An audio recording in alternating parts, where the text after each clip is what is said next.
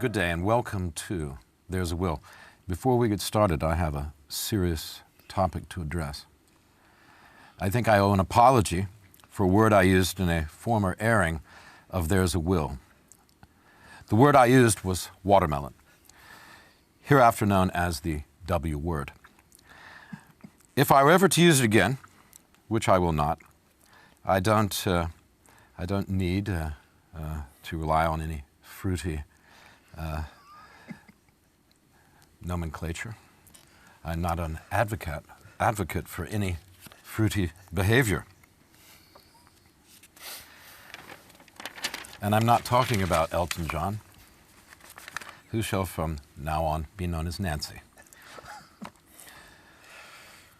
It is not my intention on this show at any time to offend anyone to ever use any kind of words, including the W word, that people might find have connotations that are unpleasant.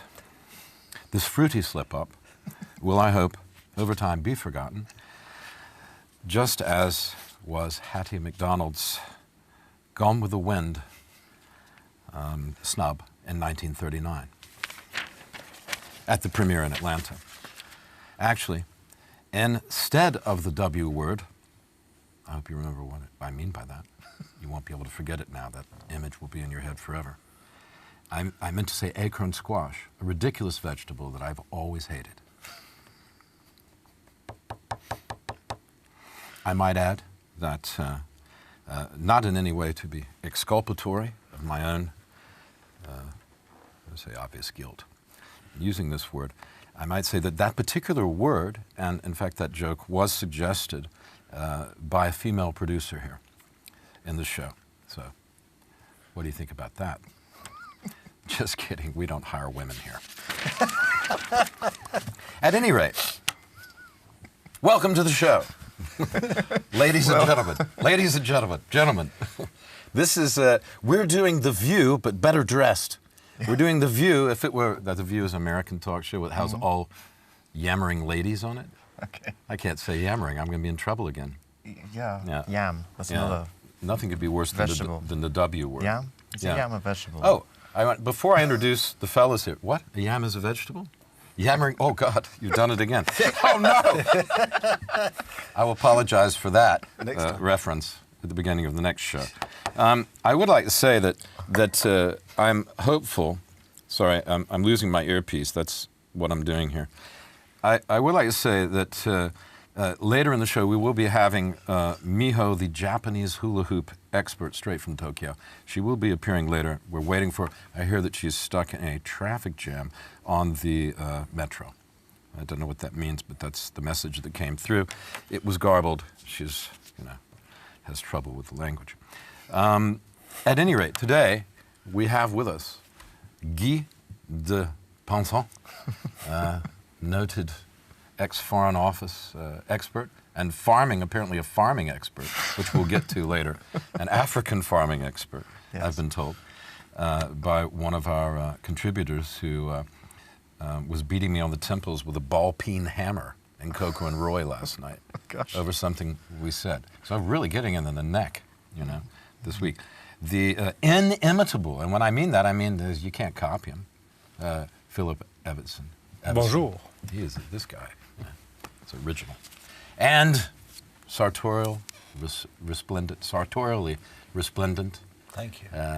Clothed in fine fabric, as always, the remarkable Nicholas, no relation, Richardson. Thank you very much. I had my mom, she sent me a message. She watched one of the shows, appalled that I had said the W word also. It's apparently a female thing. Two women have been appalled. It's a female thing. And appalled is the word. I mean, it's abashed. That was the word used, actually, appalled was the word used. The word used, yeah. I know. And I treat those kind of things seriously, as I should, and as we should, and we will. From here on. But she said she's been searching through the genealogy, and if she finds the actual connection, now this woman is a mistress, or a master, can I say master for a woman? Yeah. Of genealogy. And if we are related, she's going to find the connection. Okay. I understand you're a Borders Richardson, and apparently so am I. So there could be some long-lost cousinry, you know, what is it? Something like that. It could be going on, right? My earpiece is falling out. Yeah, having terrible trouble with your This is earpiece. appalling. It never works. I thought you were a professional. I'm not. Obviously. Not if I'm throwing around, you know, these incendiary words. Yes, watermelon. Incendiary words. At any rate, we have a lot of things to talk about, young fellas, but let's talk about what's been going on this week. What you been doing this week? Oh, what's been going on? That's the, Following the election. Wrong! Enjoying Trump's impeachment? Enjoying the peaching. Yeah, The peaching? It's yeah, and that's very interesting, actually. I was listening to some of that myself. Nicholas? You know, just this and that. Usual thing. Reading the news, I guess. Reading the news, a bit more often than normal. Reading some history. Reporting as well. History on Monday, recording on Monday. And who's your guest? It's what do you a young chap called Dominic, very interesting chap. What does Dominic do? He's a historian and he's doing a PhD. And, and he One of writes. the smart fellows. One of the smart fellows, but very entertaining as Got a well. lot of paper, a lot of alphabet after his name. Well, not so much, but he's just an interesting person on television. Yeah. And so we'll be talking about the 1863 January Rebellion. Against the Japanese, right? Well, it was actually against. Well, ask Mihoe about that. It's actually against the Russians. But, Who? The Russians. They were here? They were here, yes. Oh, okay. They'd been here for quite a while, and they were to remain for quite a while as well. Well, I've got to go. You know, the problem is that I gave away my copies of God's Playground to Mike Tyson. I bet he didn't read it. But I hadn't read it, but he said he wanted them, and wasn't going to argue with Mike Tyson. I made the mistake of saying, by the way, there's a very good, I have a very good set of history books called God's Playground by a fellow, an English fellow. And Mike Tyson said, you know, he said to me, I'm not going to try to do voice. No. Yeah. But... You're referring to Norman Davies, he's actually Welsh. I was just testing you. But he said, okay, can I have those books, Will? And I was going to argue with him because he would have hit me. I saw him on Norm Macdonald's show. He did threaten Norm Macdonald. He said, say the W word. Say the W word. Say it. Say it. Yes. And Norman Macdonald wouldn't say it. He plays a dirty pigeon on the Mike Tyson mystery show, adventure show. Do you know that show? No. No? Okay. You don't have to know it. Norman Davies was in the news this week, actually. Why was he in the news? He's he a great was in the man. news. He wrote an interesting article comparing British and Polish national quirks. Yeah, and what were some of the quirks that he was comparing? Well, that's the Brits like to stand in queues, or as you would say, stand in line. It's a matter of honour that you wait your turn. Why would I say that? Whereas I wouldn't say that. The Poles don't see the point of standing in a queue when you can sneak in and get to the front faster if you can. Butt into the front? I haven't found that to be true. I think it was true in the old days. Do you think it's still true? I'm in Żabka every day. I'm this messenger here. This is I'm a Norman man Davies' of the people. article. I go to the Żabka, get my coffee, in the morning. That's what I like. And you like a little hot Joe in the morning, don't you? Absolutely. Yeah? It's great. Joanna?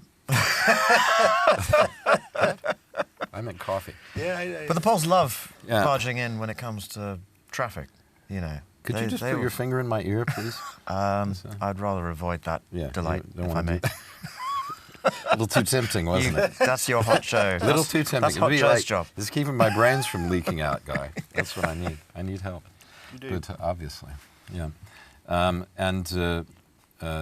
Do you notice any particular? You're a man of the world, Philip, Mr. Evison. I call half him. Polish, half British. How would you see? Half Polish, half British. It's worth saying because people think, oh, there's no Polish guy. Yes, he is. That's true. Every time I enter my vehicle, I think that it's about to start the Battle of Britain once again, because everyone who drives in Warsaw obviously thinks they're Spitfire pilots.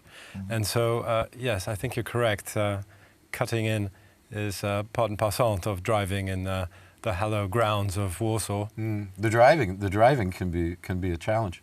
I remember my father one time, came to Warsaw in the old days, and he goes, he accused me of driving like a frustrated taxi driver, But I said, no, I'm just trying to survive here in the traffic, At any rate, yeah, okay. You got one? Well, I know. Wrong! Okay, I haven't got one.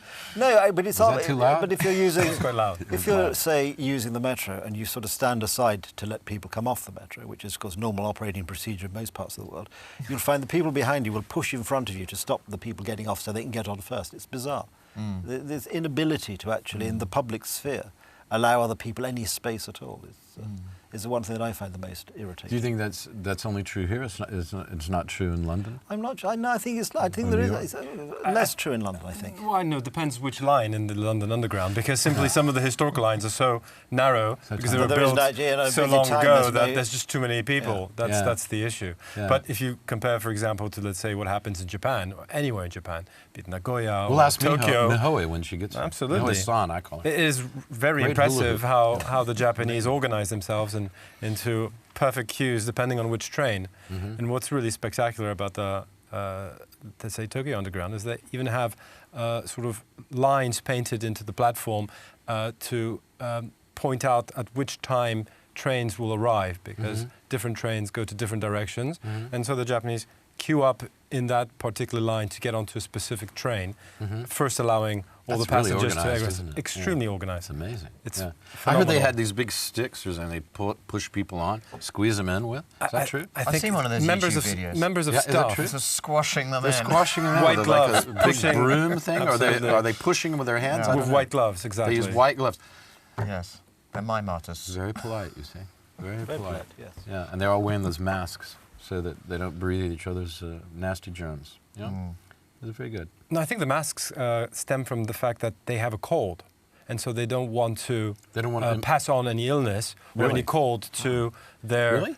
Exactly. You think that's what it is? It's the 'Cause reason. Then, when I was in Vietnam, it seemed to me that everybody there had a cold because they all were I wearing think them. in Vietnam it's to do with the smog It's the smog. Okay. and the pollution Yeah. in China. That's what I thought. And I think that's slightly different. Yeah. In Japan, I think, fortunately, I think a it's form more of politeness in Japan. a form of politeness. Yeah. They're becoming more popular in Warsaw, these face masks as well. Yeah? I noticed last winter. It'll be interesting to see what happens this winter. I think it's to do with the smog, though. Yes, it is. But it's still a face mask.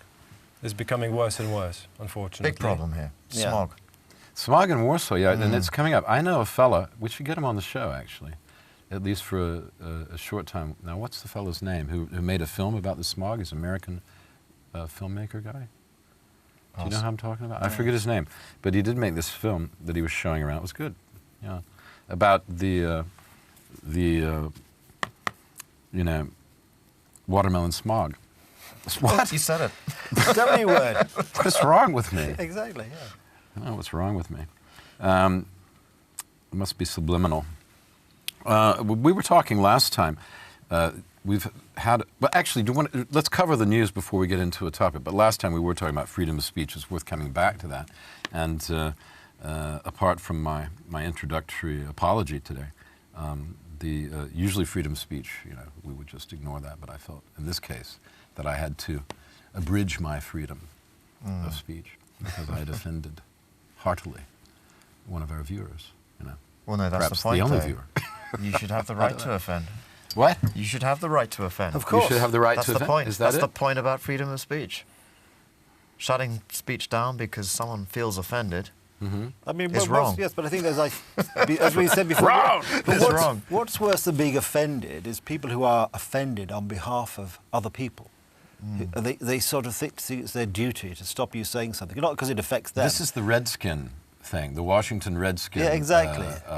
Paradigm. That's one example of this happens all over the place. Okay, the example is, let's just say what the example is for those who don't know. The Washington Redskins are a football team, and they have this mascot of an Indian head, and they're called the Redskins. With plumage. Yes, with the feathers. With the feathers. Yeah. And people, not Indians, raised big ruckus and said, this is not right because it's disrespectful to Indians, Native Americans, American Indians. So then what's happened in the meantime is that Native Americans have come out and said, we don't care. It's kind of cool. It looks kind of cool, and it's kind of really nice to have teams named after us. You know, there's no team called the Whiteys.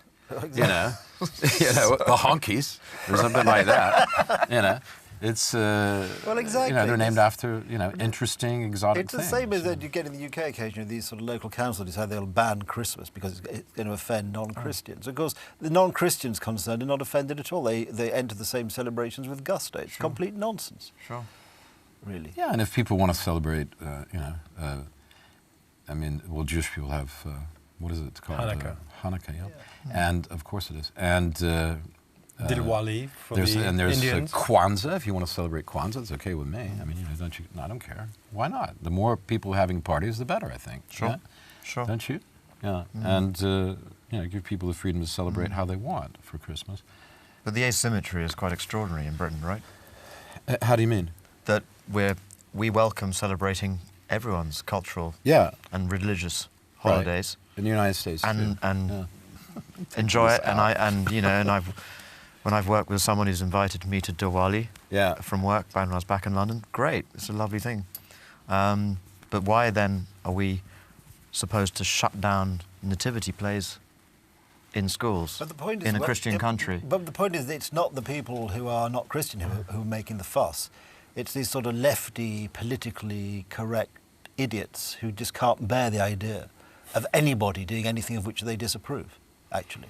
Lefty, politically correct idiots? Well, yeah. I think those actually are... Can you tell us what you really think now? Well, I think I have to. What I really think. I mean, I'm trying to be very restrained. Let it all hang out. We've really touched a nerve here. Yeah, we have, but I can't. This stupidity. That hurt me. Yeah. That was so harsh. So I think we're forgetting about the week's news and going straight to the issue. We're going straight to the issue. Forget the week's But news. the serious point of this is because it does restrict people's ability to speak and freedom of expression. And freedom of expression is absolutely vital if we're to have any form of free society. Mm-hmm. So does that include Mr. Trump's freedom to tweet? Yeah, of course. Yeah. I mean, whether you think a president should have the time to tweet, and if a president is going to tweet or his stuff, whether the tweet should be a slightly more intellectually uplifting character is a different issue. But of course, and the spelling. And the spelling, yes. Slightly higher level. Yeah. Did any of you see the? It might concern Philip more, but. Might, maybe not. But did any of you see any of the impeachment stuff? Because they had the lady from the Foreign Office, the State American Department State Department, being interviewed, and it was really hilarious because they were talking to her about her feelings. How did you feel when the president said this? It's like, what? How did you feel? It's irrelevant. Feeling's very subjective. We want objective information. How did you feel? This is not a. What did you think? I could see as a good question. What actually happened? What happened? What did you think at this point? Right. But how did you feel? Yeah. I mean, But it goes right back to what we've discussed several times, in that we now are living in this world where facts and history and truth are being thrown out. Yeah. And it's all about how you feel and your latest idea that pops into your head. Are we starting on Brexit again? No. Where there are no facts and it's all about feeling? Not about Brexit. Let's leave Brexit alone today. Yes. No, let's talk about a bigger issue. Let's get that Nigel Farage on the phone. Soon to be Lord Farage. Might be Lord Farage, yes. Lord Farage. Or Lord Farage. Lord Farage. Nice. That'd be good. They were commenting on the radio this morning that everyone would love to see a Lord Farage. He'd really energise the House of Lords. I don't think we should have Lord. What's his name again? Farage. Farage. I think we should have that guy. Farage. It rhymes with garage. Exactly. Doesn't Spelt it? the same as well. It's spelled the same. That's for all of you who are wondering how to spell his name. Just put an F on your garage and you got it. And what was I going to say? I don't think, that he should be in the House of Lords until we have Ringo Starr in there. And Ringo Starr needs to be in the House of Lords because he's like, none of those guys can drum like him. If I was setting up a band, I wouldn't have any of those other guys. Services to drumming. I was some guy with a long wig. Yeah. And I'd want him to have real long hair. How good would he be at scrutinising potential new laws? I think he'd be great. I mean, listen, man, he kept the beat on She Said, She Said. That's all I need. Tomorrow never knows. I mean, look at the philosophy in that. Tomorrow never knows. That's a man who's thoughtful.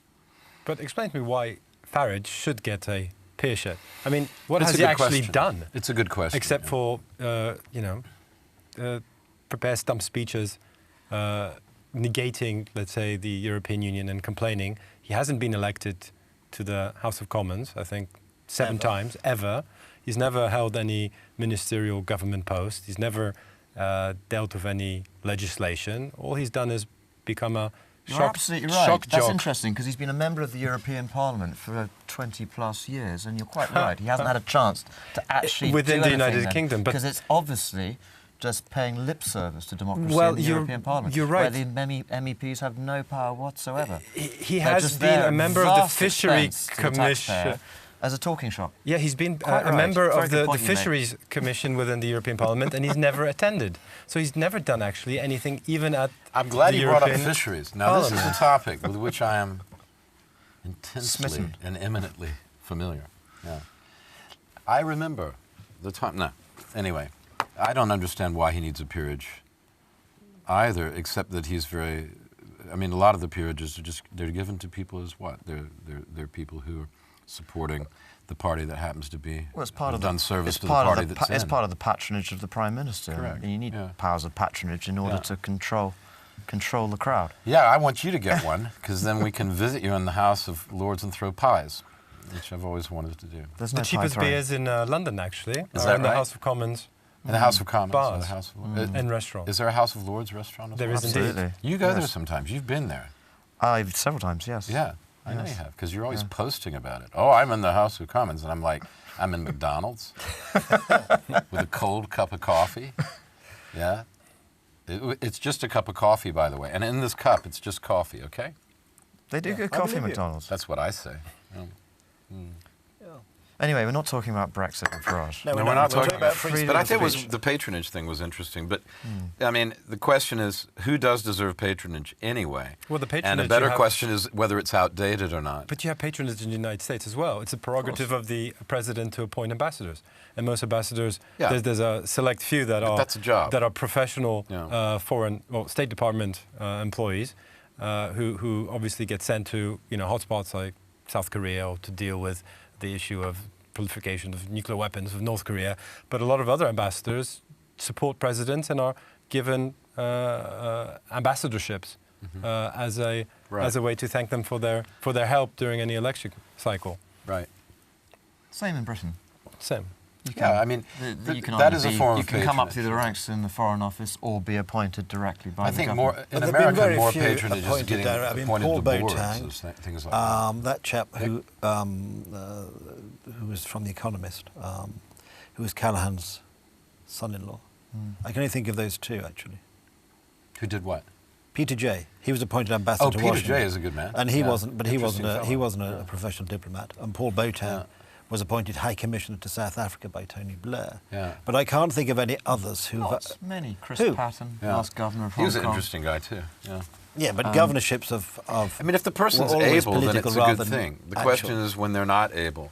And is Nigel Farage really able? Well, you say he was an MEP, so maybe he is.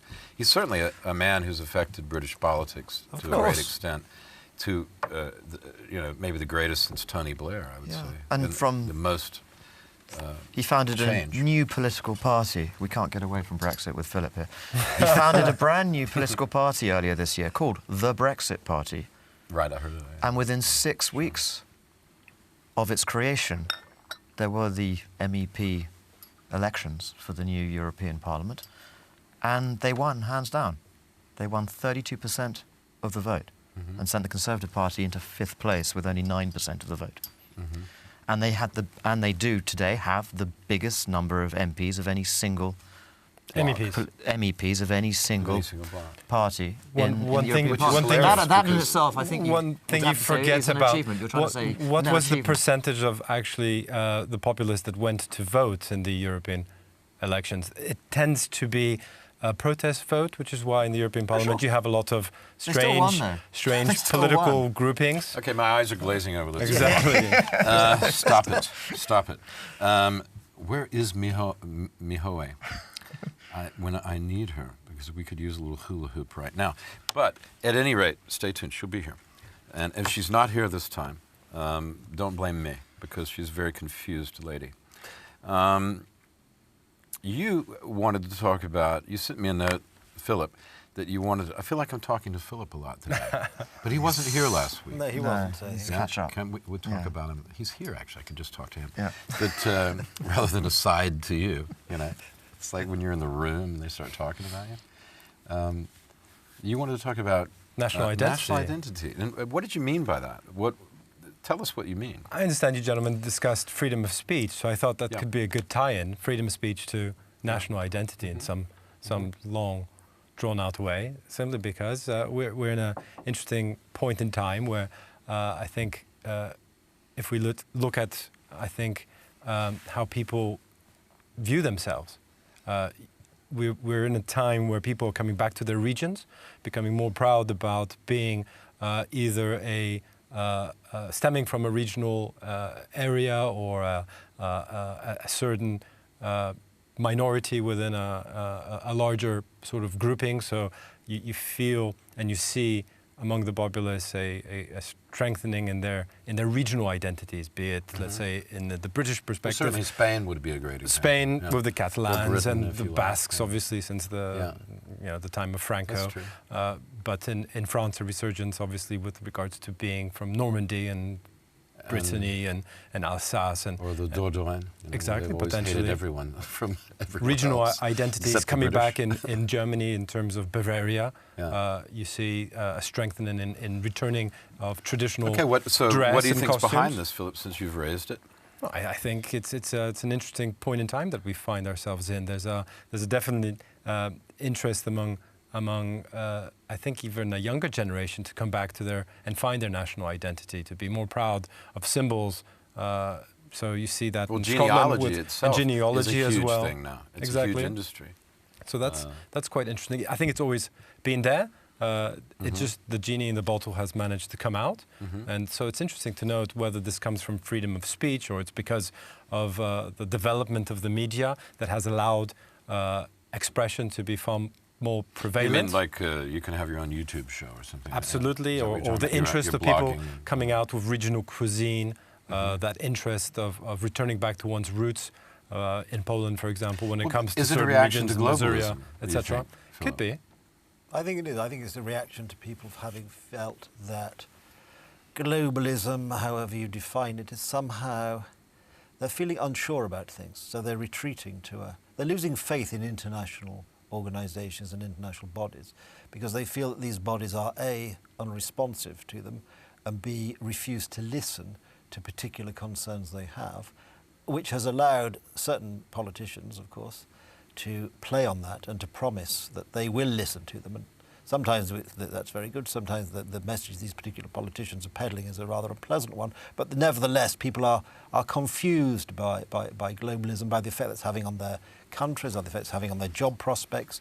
That I think they feel there's something wrong with life in general, and that therefore they're retreating to sort of a comfort zone of home, however defined, I think. And it's interesting because we see also an aspect of devolution politically that has been occurring at least over the last quarter century. Spain has become extremely devolved to the separate regions of the Spanish kingdom. And yet, at the same time, we see the growth of, let's say, the Vox Party, the sort of more, shall I say, politically inclined to the right in Spain, who are thinking that this has been a process that's been taken too far. And so they want to, in a sense, create a more centralized return to, let's say, Spanish politics.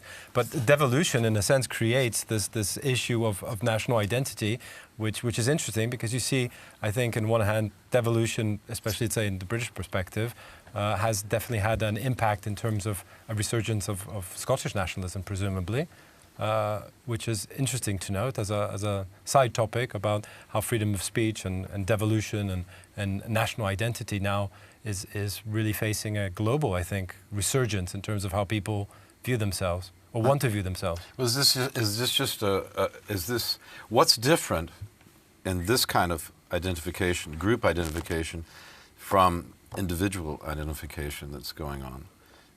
For example, identity politics, as they call it. Are they related?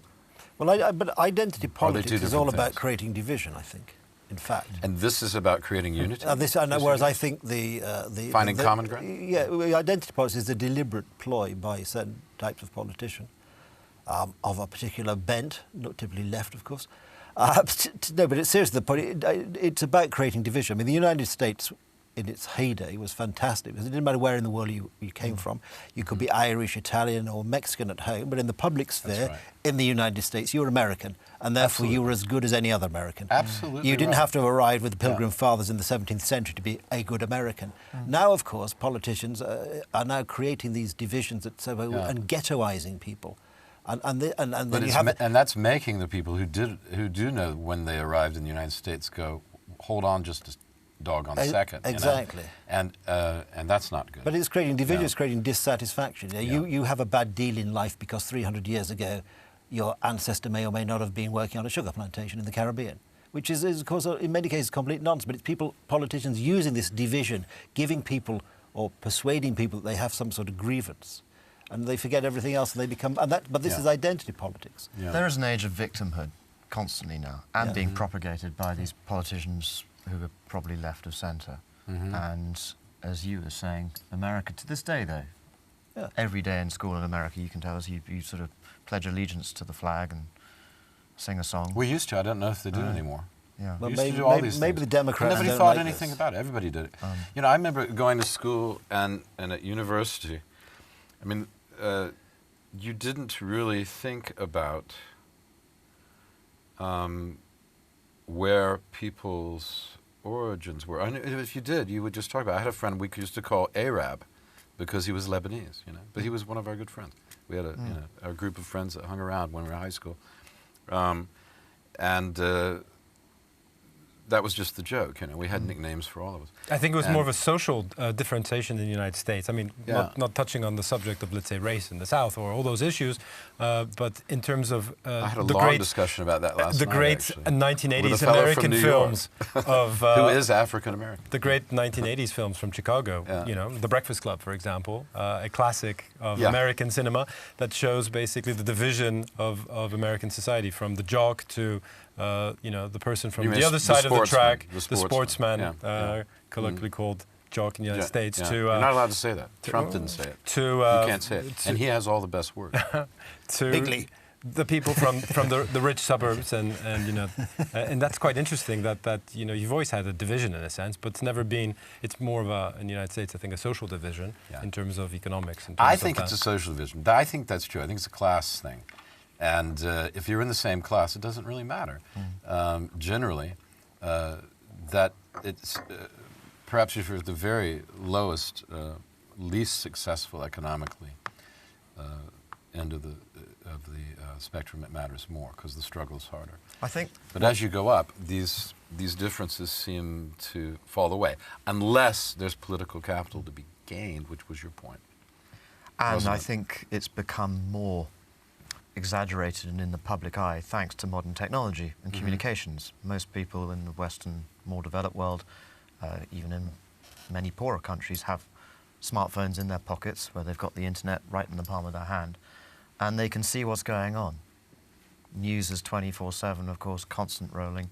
So-called all news. This social media, fake news, real news, social media, where a lot of the news is appalling. There's a tendency in social media where everyone's sort of showing off how great their life is. It's tribalism. It's actually tribalism because in the media. Is that what you no, the point is that I think, you know, overall global wealth has never been as high as it has, you know, as high as ever. There's so many things to celebrate. What people think about it. What as so much to celebrate. What humans get. Anxious and yet about. we seem to be on the edge of an apocalypse. No, we're not. There's always been that nonsense. But what people get anxious about is their relative wealth. What do you mean? Millennialism has always general exists all the wealth time. It's been going up and up and up. Well, no, that's an interesting point. Why? Okay, accept that. But why does this millennialism exist all the time? Well, because that's what it means. It's not talking about a generation. It means the end of everything. Why is that consistently there? I think I know why, but I think also Guy touched upon a very interesting point about tribalism. There is something quite interesting going on in, I think, the modern world, that we are breaking down to our certain tribes, which is returning to our roots.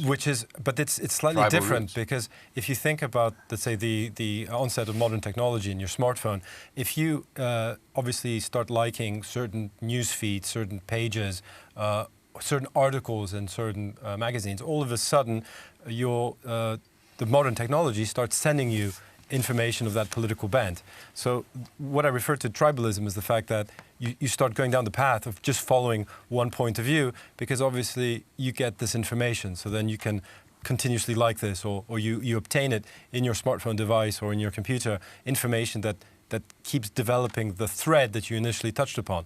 And these are the algorithms that are I think quite interesting to divide us in terms of that overall point of view. I want to come back to that's okay, accepted, but the point's different. The point I want to come back to your point. I want to address this.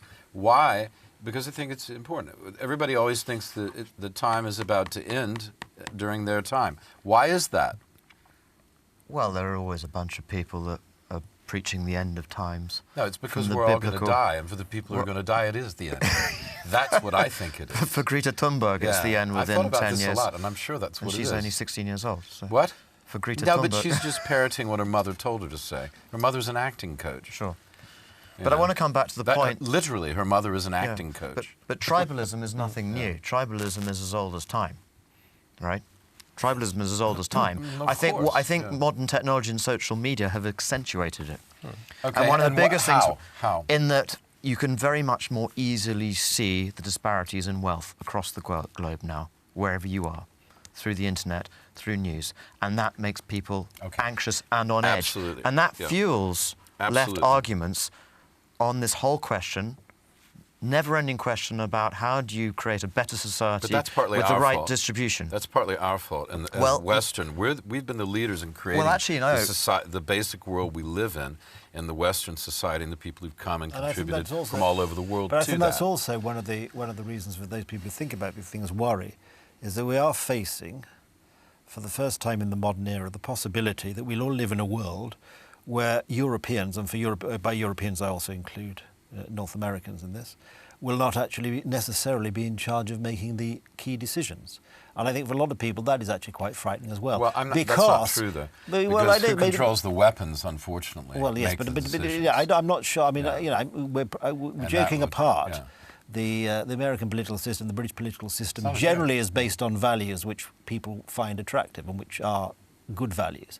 I'm not sure that the Central Committee of the Chinese Communist Party is motivated by the same values. I mean, and the idea, the assumption was when China joined the World... I think you can be absolutely sure they're not. Yes, but the assumption was that somehow when China joined the World Trade Organization in 2001, that the economic advance of China would lead to a growing middle class, would lead to China absorbing Western values. And what's actually happened is rather the reverse. The great increase in wealth which China now has is allowing China to export a more authoritarian version to the world. And I think that's pretty frightening, actually. It's actually, and to add on to that, it's everyone thought that George Orwell's 1984 apocalypse was viewed to the Soviet Union, and upon its demise that this would be finished and done with. But with what the Chinese Communist Party are currently investing in terms of facial recognition throughout China, in terms of creating a social score for their citizens, it seems to be that modern technology is actually accentuating this entire return of Big Brother to a degree that has never been seen before. They've gone one further than facial recognition. There's a huge irony in this. They've even got computer recognition of the way you walk. Everyone walks in a sort of unique way. Oh, you should see Nicholas walk. Yeah. Very odd. Yes. Makes John Cleese Monty walk Python, normal. Ministry of Funny Walks. Yeah, exactly. He's actually... did you study there? Yeah. Because he really... The Chinese, not only facial recognition... Jack Benny had a funny walk. So your face is obviously a fingerprint, according to your proportions of your eyes and nose and mouth and chin and so on. But also the way you walk is like a fingerprint. Okay. And so in China, apparently, some young people like to buy special shoes to make them walk off pattern. So that they can't get it down. So the recognition cameras can't recognise their walk. That's wild, isn't it? I had no idea. That's very That said, interesting. maybe China's overtaken Britain, but I think per capita, Britain still has the most CCTV per head. Yeah, because in it the doesn't world. work, because whenever there's, and thankfully they're very rare, but whenever there's been some really outrageous, and everyone thinks of the tube bombing in 2007, of course they have CCTV footage of these guys leaving, getting on the train in Leeds and going all the way through to London to the moment the bus blew up. But all this CCTV coverage was actually completely useless when it came to preventing the thing. It was the GRU's poisoning of the Skripals. Yes, exactly. Although they were obviously, What is that? well, they were 2 Russian agents were obviously caught on camera going to visit Salisbury. Cathedral. Oh, you mean when they got that guy down there? The Novichok. The Novichok So assassination. he was a British double agent. So-called assassination. Hey. What about Epstein? Was he in Salisbury? Did he jump or was he pushed? Well, I don't follow it closely enough, but I mean, funny things happen in America, don't they? So maybe he was pushed. No, he was knocked off. Can I just come back to That's this what whole everybody's saying. point Please about do. people feeling anxious? Because I think Yeah, let's go everyone back likes to to say anxious. this. Everyone says, "Oh, it's all something new." I'm a little nervous too. So. What's new is the technology allowing people to find out. So 500 years ago, the difference between rich and poor was enormous compared to today, way worse. But the poor didn't know about it really. They didn't see it. Okay. Well, Okay. if we're talking Now they about- see it, and and even though the poor Yeah. and the difference is much closer than it was, Okay. and the poor are much richer So- than they've ever been. That's right. There's still this issue now, and You're one right, issue between rich and poor. I wanted to make this point is, we are all familiar with various sort of distributions in society, and nature. So there's the normal distribution, which governs IQ, height, lots of different things. There's other distributions which describe how stock market returns work out. One which we're not familiar with every day is a thing called the Pareto distribution. And this is a vicious, vicious law, which I think it would be worth everyone spending 5 minutes to understand. And it goes as follows. In any human sphere of creativity, whether it's painting pictures, writing music, or making money, the law goes as follows. You take the number of people, you take the square root of the number of people, and they produce half the outcome. So you have a company with 10 people, about 3 people produce half the sales. A company with 100 people, 10 people, half the sales. A company with 10,000 people, enormous company, only 100 people produce half the sales. Right. And it's like this law of nature. So you look at everybody music. else is a You look at parasite. music downloads That makes today. sense, yeah. All right. It follows this vicious diminishing curve. I don't And so- understand that, but illustrate that. What do you mean? If you look at music composition, so Mozart in his day Oh, I see what you mean. Oh, the downloads are would have produced by a produced certain amount of people. a huge amount of music. Yeah, I see Okay. what you mean. And if you look at modern music downloads, you know, square root of the number of downloads comes from a tiny amount of people. Interesting. Sorry, half the downloads come from the square root of the But just total to go- people. And so, but this is a struggle. Whether you you're don't left, believe this is the whether you're left, population. right, or Yeah. anywhere on the political spectrum. Yeah. This is like a law of nature, which politicians and societies who elect their politicians in democracies have trouble getting their heads around. Because no matter how much you shovel the money down from the top down, it always works its way back up to the top. And the problem with the left is, if you take it to the extreme left, You pointed to your left communists- and to your right when you said it. You should have pointed it that way. You pointed right at Nicky. But you know, taken to its extreme, Yeah. is it's communist, Stalinist view in the 1930s where they just want to burn the house down. In other words, they took all the wealthy Yeah. farmers and sent them to Siberia where they all kulaks, died. they The call them, kulaks. yeah. They were producing all the food, Yeah.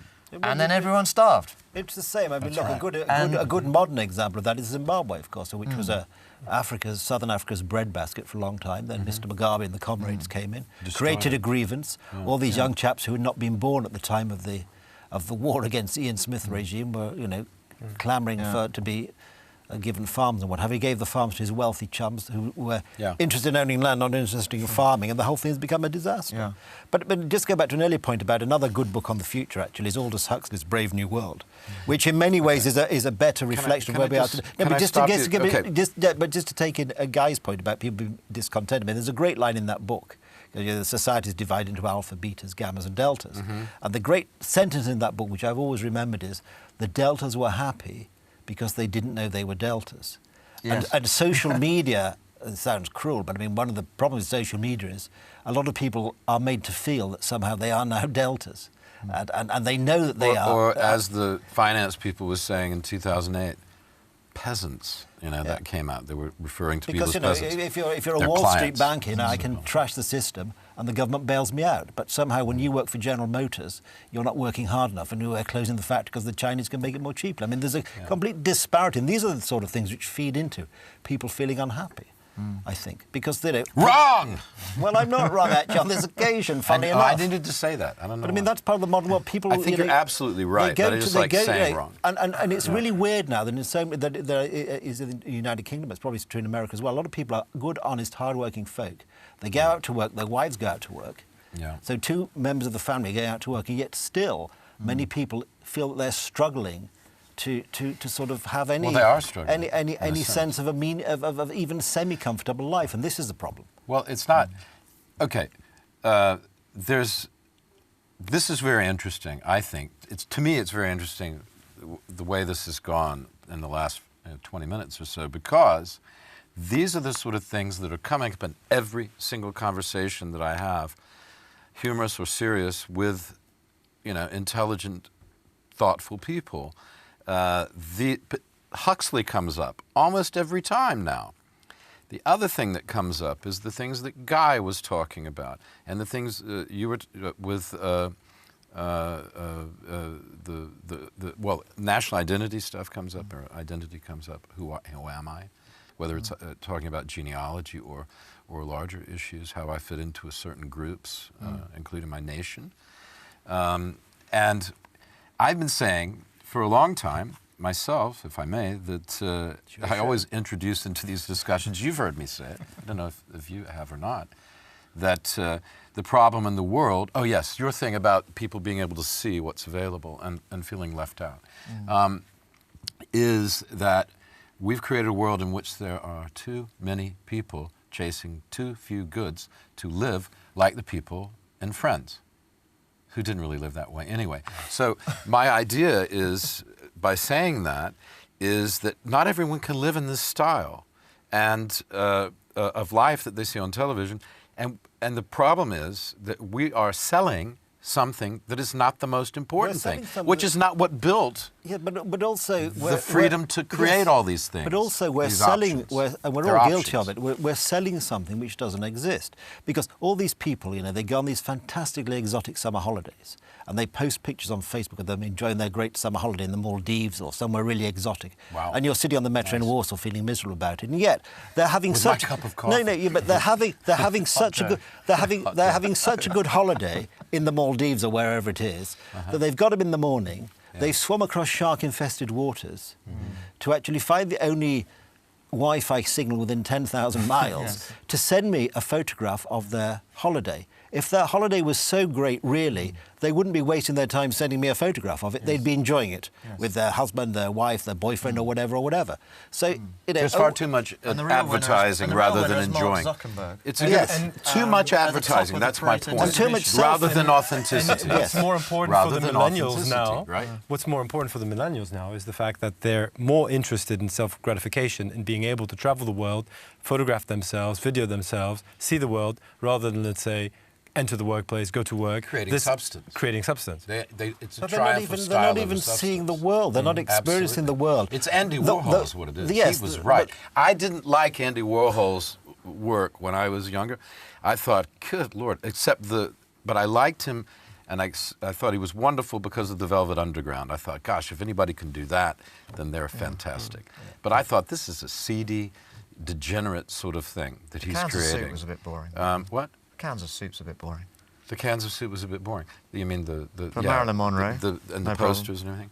But the great thing that he knew, apart from creating the Velvet Underground and Lou Reed and all that stuff, which is amazing, is that everyone wanted to be famous, even if just for a brief moment. 15 minutes. Brings us full. Famous for 15 minutes or whatever it was. And that brings us full circle back to the selfie craze. My phone now, my new phone that I got, it was about a month ago, I had it for 6 months, but I was too idle to take it out of the box. Over. Yeah, exactly. I was saving it for what? I don't know. But finally, I took it out and hooked it up. And every time I go to take a photograph, because I used to take press photos and stuff like that. I fancy myself a bit of a photographer. Okay, a little bit. And every time I go to take a picture, it's a picture of me. Which annoys me intensely. It's automatically going to selfie. It would annoy me if my phone took a picture of you as well. It goes to selfie first, not out. It's looking in. You've got to adjust the settings. Adjust the settings. It's just so boring. But this is not 15 minutes of fame. This is actually 15 hours of narcissism, in fact. Yeah. That's because we're all guilty of it. Well, anytime we all probably. I mean, I'm trying to change my. But we all probably have Facebook profiles. We all have Facebook profiles which are completely divorced from reality. Well, mine isn't. In Warsaw, it's very real. All those blondes flocking around you There constantly. we go. No, you had a lot of blondes flocking around you but mine's just. Okay, mine's pretty normal. But the point is, it's all, the serious point is because it makes people unhappy, less so men. But if you're a woman, you walk down the street and you open a magazine, and every 9 times out of 10, the advertising posts or whatever are of somebody's image of the perfect woman. But the perfect woman doesn't exist, because if you see a picture of some model. Hey! Wait a Size second. of the beholder. The perfect woman doesn't exist. Let me finish the sentence. Let me finish the sentence. You said it. Take it. You really upset me now. But you take. I may have to say the W word. You see some famous model advertising something, and that doesn't I know who the because perfect woman is. Her name is Agnes. Yes. If she's watching. I think I just threw up in my mouth. But the point is, you can't, so people want to look at this image, but that image doesn't exist because that person's been photoshopped and God knows what. If the person who's on that poster walked through the studio now, it would look completely different. So you're pursuing something which, by definition, never exists. By the way, yes, we got to wrap up soon, and Mihoe did not arrive. Right. 20 lashes with a wet Japanese noodle for her, and I'm going to get her on the next show. You want to see some hula hoop, because I know you guys are fans. I will have her on the next show. But I will be away. I'm going to the United States. Japanese woman. I love her. She's fantastic. She can do this. The hula hoop is amazing. She's I don't know. Talk about the perfect woman. I mean, that was the image. I suddenly saw Mihoe-san with her hula hoop and her hula hoop. She's fantastic. She was on my but travel then, show. Bring it full circle. There's an article this week. The leftists, or a leftist theatre director, new production of West Side Story. Oh, yes. He's banning the song "I Feel Pretty" because that's that's not inclusive. Well, that's the song I wake up to every morning. For women, that's not very. Exactly. That is excluding certain people, and therefore who's singing that? That's complete. Why? Oh, it was Natalie Wood. If you're going to stage a musical and you don't like the music, why bother staging the musical? Why is it these directors these days feel they have to take something which has been created and then destroy it? It's cold outside. There was a controversy or controversy, depending on how you want to say the word. I don't want to upset anybody. The C word. Oh, wrong C word. What could that mean? Agnes? Well, exactly. But these Agnes is my auntie. People are reading into something which a meaning which didn't exist. It's just a jolly song, and it's quite funny. If you see the original video on YouTube from the original, whenever it was 1950s musical or whatever it was in. Then there's also a version where there's a woman singing a song to a man at the same time. Yeah, I mean, it's supposed to just be a kind of a slightly sexy and sort of fun flirtation song. It's not supposed to put anybody down. Exactly. Two adults singing this. It's also appealing to but you can't say it. They changed. Somebody did this recently. Was it who did this recreation of it? I can't remember. It'd be some boring. Oh my God! How did I forget that? Because everybody's going, these guys don't know this song. We do know the song, but we know it with Dean Martin, which was the famous version. And anyway, his daughter was on television talking about it. It's the same thing, I guess, example. But this is... it's just silly, isn't it? It is silly. Can we be silly and have fun with it rather than being foolish? As we touched on last time, the rather sad result of all this sort of forbidding normality or these things is that people then are reduced to meeting other people via apps on social media. Instead of actually being able to have fun and normal sort of flirting and normal conversation and laughter and in a friendly way with people you know, people are then frightened of doing any of this work, frightened of doing this in the public sphere, so then they retreat to their telephones. Then they say, well, I can't meet anybody because. And it's because they've been so conditioned now in the public sphere that you can't say to somebody, you look very good in that dress, or you look very good in that jacket, or whatever, or I like your new hair colour, or whatever. France is banning phones at you can't school say it for around up to 15. leftists because they get annoyed, but you can say it around conservative people. It's this we're removing sort of normal human communication from the interaction between humans. Your point again? No, I was just mentioning on this thing, I saw on the news this morning, President Macron, another one of your favourites, President of France. You know what they call him now? You had this joke already. Okay. Micron, right? Yeah. And he's looking for... It wasn't funny the first time. His wife's looking for a younger man. Keep digging. Okay. France are about to... Because she's really old we got compared to him. And now she's looking, I mean, there's a huge age gap, like 50 years or something. And then she... 50 years. Yeah. And then she's looking for an even Agnes younger man. Like That's the point of the joke. Like that. But she still looks very good for, you know. I think she's very attractive. So France just announced they're going to beautiful. They're going to ban mobile phones at school for under 15-year-olds. Good idea. I think it's a good idea. Or not a good idea? I think it's a great idea. Yeah. Yeah, because it's like television. We weren't allowed to watch television when we were at school. In school, right? Exactly. Learning. There's already too many distractions. Just normally, your hormones are bouncing around. Sure. You're thinking about going and play basketball instead of working. It's already and the cheerleader's skirt is a little, nice. See, well, you know what I mean? In England, we lacked both basketball and cheerleaders. We had to focus on school.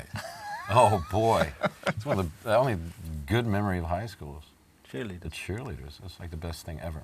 Okay. No Mihoe, speaking of cheerleaders, but I promise I'll bring her next time. I'm going to be away, but we're going to come back in December. We'll come back with a new show. Before Christmas, we'll do a couple of numbers if you're around. You going to be around? Yep. Holiday special. Yeah, are you going to be around before Christmas?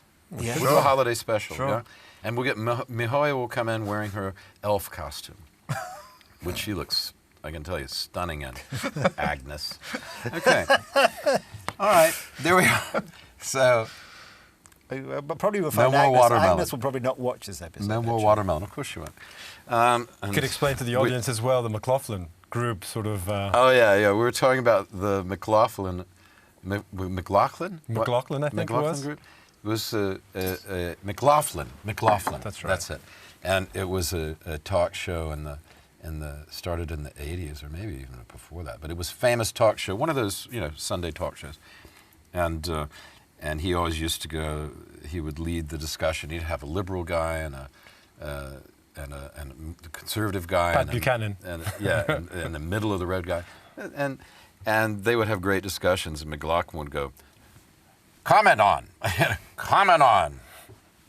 your turn. And then he, wrong! Just shouting at everyone the whole time. Somebody wrote into mine. I mean, I'm nice compared to that as a moderator. Somebody wrote in, that guy talks all the time. Yeah, it's a talk show, you idiot, and it's my show. Glad we got that settled. Yeah, really? You know what I mean? I'm not allowed to talk on my own show. It's like being married. Okay. To the wrong person. Because the good person will let you talk, but not all the time, obviously. Anyway, folks, thank you very much for watching. I want to thank my guests, the inimitable trio, I call them. Makes Batman and Robin look, -1. Yeah. And much better dressed. But Guy Pinsent. Thank you, Will. Philip Evison. Thank you. And the wonderful... Thank you. Nicky, no relation, Richardson. Thank you. I'm Will Richardson, and thank you for watching. See you next time.